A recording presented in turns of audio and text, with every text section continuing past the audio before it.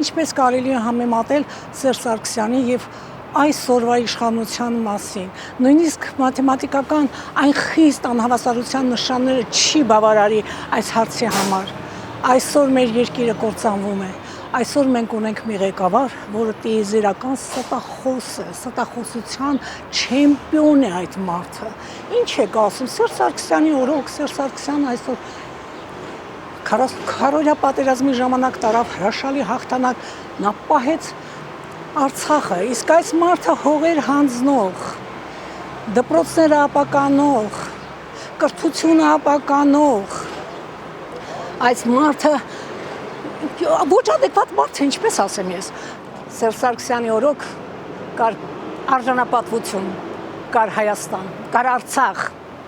կար պայքարելու ոգի մարդկանց մեջ, որովհետև ինքը Սերժ Սարգսյանը պայքարող տեսակ է, Սերժ Սարգսյանը տղամարդկային տեսակ է,